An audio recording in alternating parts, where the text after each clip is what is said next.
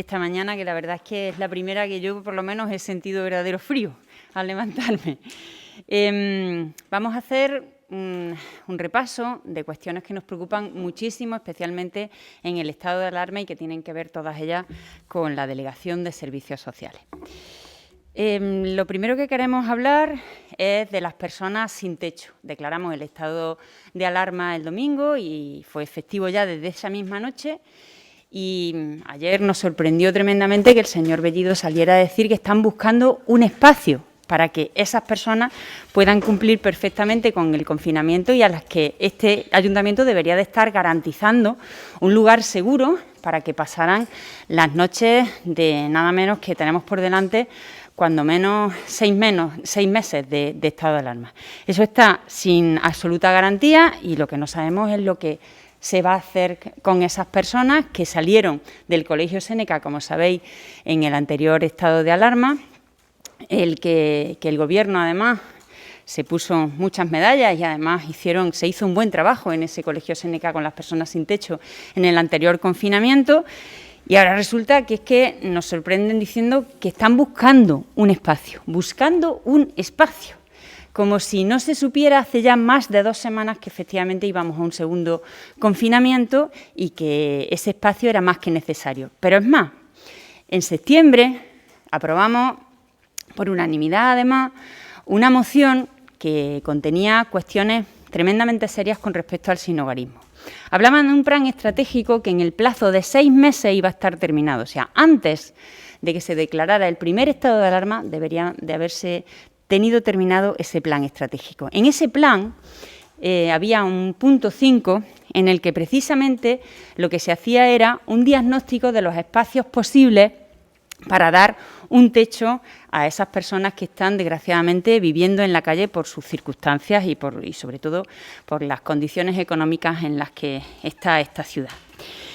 Así que no entendemos, bajo ningún concepto, que el alcalde salga diciendo que está buscando un espacio.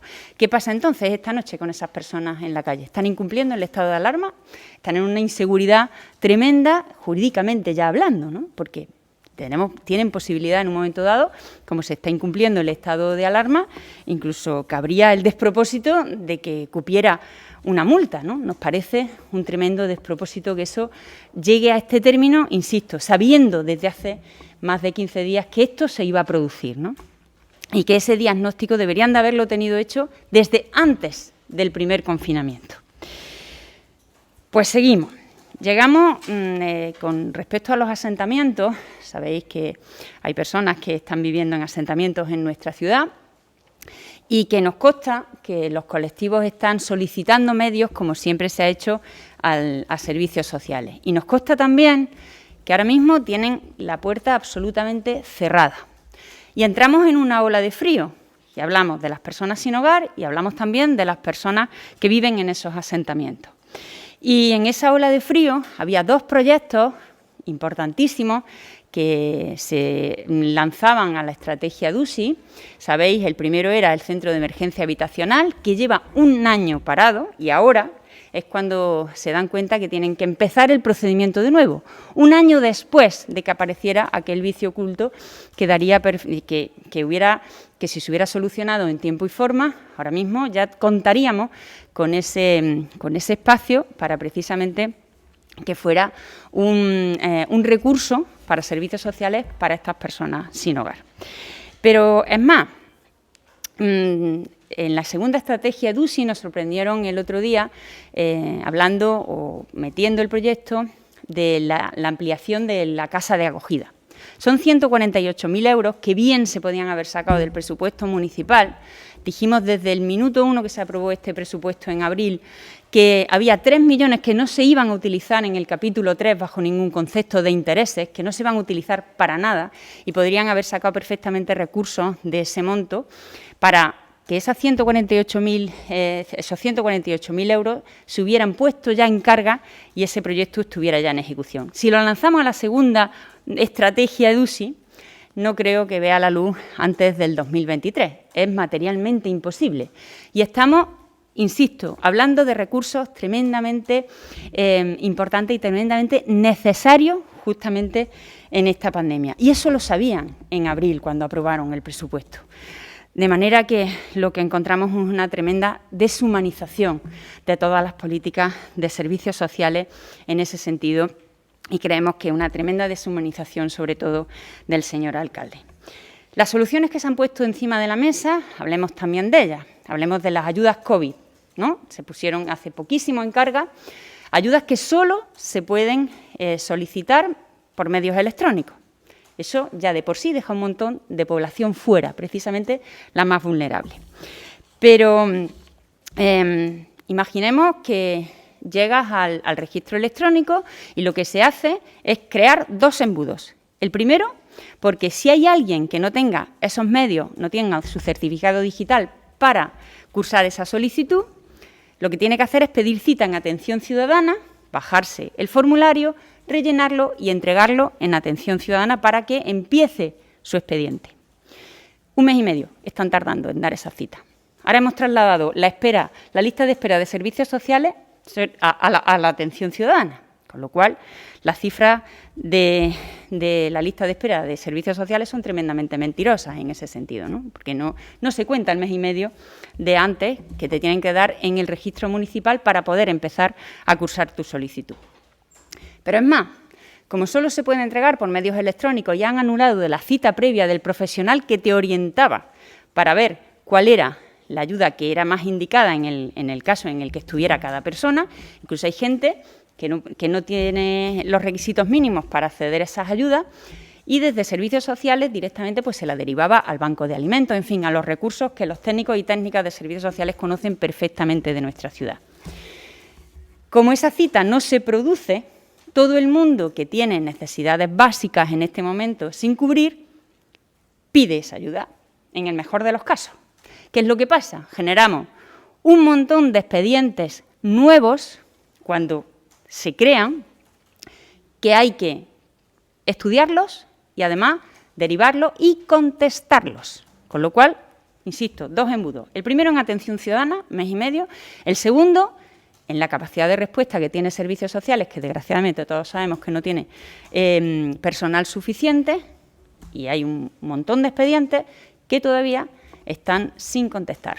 Bien porque no han llegado a servicios sociales, bien porque cuando llegan a servicios sociales muchos de ellos se tienen que, lo primero, estudiar por una sola persona además, estudiar de qué se trata, derivarlo a la persona responsable que puede contestar ese expediente y muchas veces decir que no corresponde esa ayuda.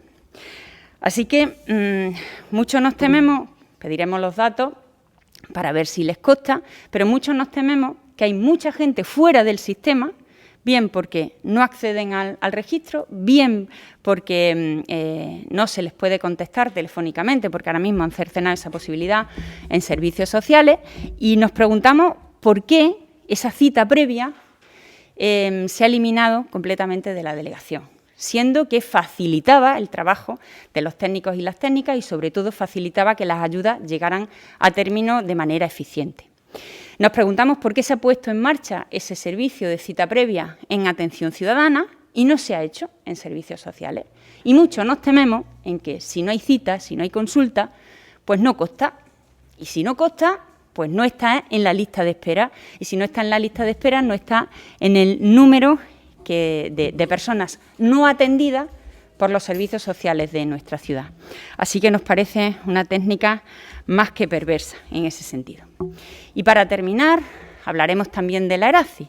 La ERACIS tenía un diagnóstico que dejamos desde el equipo de gobierno anterior hecho de todo este monto que veis aquí de posibilidades, de cuestiones importantísimas que se habían detectado desde los barrios, desde Palmeras, Guadalquivir y Morera, necesarias para que la gente que vive en esa zona saliera adelante. Las medidas, como sabéis, no son solo de servicios sociales, ni muchísimo menos. Son medidas transversales y tienen que ver, por ejemplo, pues con policía, tienen que ver con medidas de seguridad, tienen que ver con SADECO, tienen que ver con infraestructuras, zonas verdes, tienen que ver con igualdad para que la transversal de género no se perdiera, tienen que ver, por supuesto, con el INDEC. No hay ninguna puesta en marcha, ninguna puesta en marcha. La estrategia Erazi lo que hacía era poner personal a trabajar en nuestra ciudad, subvencionado por la Junta de Andalucía, y el Gobierno municipal tenía que comprometerse a que las medidas que se detectaran en esos barrios, trabajados con la ciudadanía de esos barrios, se pusieran en carga en todas las delegaciones. No hemos visto presupuesto en el 2021 en el 2020 para esta estrategia, y lo que queremos verlo es en el 2021, porque si no es así, de nada servirá la estrategia Erazi. De nada servirá, porque sin esas medidas puestas en carga tendremos otro magnífico diagnóstico de magníficos profesionales que nos dicen lo que tenemos que hacer en Guadalquivir, en Palmera y en Morera, sin ejecutar, con lo cual básicamente no tendremos nada. Y había medidas que no necesitaban ni presupuesto, sencillamente eran una reorganización de los servicios. Y estamos hablando, por ejemplo, de policía, y estamos hablando de SADECO, que ayer mismo vimos la segunda denuncia de los colectivos que están trabajando en esos barrios, hablando de la tremenda suciedad que se acumula precisamente en Morera. Así que lo que creemos es que muchos nos tememos que con el Gobierno municipal que tenemos, en este segundo estado de alarma, volvemos a empezar de cero, como si les hubiera pillado por sorpresa, ¿no? Como si no hubiera nada diagnosticado, como si no hubiera nada previo trabajado, y nos apena profundamente y, sobre todo, y yo creo que en mi grupo municipal podemos decir con toda tranquilidad que nos indigna, porque en esta ciudad necesita que se trabaje de manera mucho más humana, que se trabaje además de manera mucho más seria y, desde luego, de manera más coordinada por parte de todos los servicios municipales para sacar a esta ciudad adelante. Estamos pasando tiempos muy difíciles y desde aquí, además, mandamos un saludo a la gente que peor lo está pasando y que están subiendo los casos exponencialmente, y la verdad es que es para estar muy, muy preocupados. Eran diversos temas, creíamos que todos teníamos que explicarlos con detenimiento, cualquier cosa que no hayamos podido dejar clara.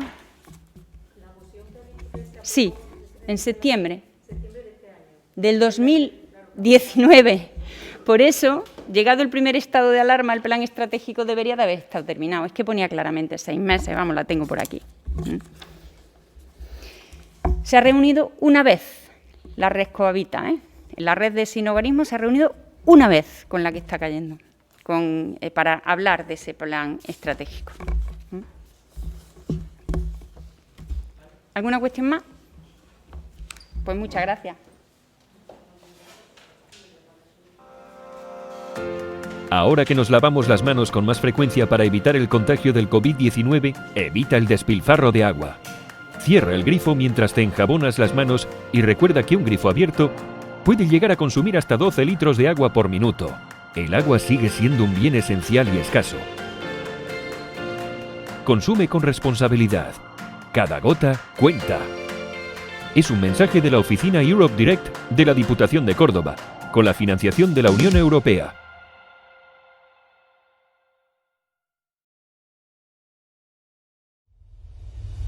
Este año nos hemos preparado para que todos los cordobeses puedan acceder a los cementerios de la ciudad con todas las garantías de seguridad ante la crisis del coronavirus.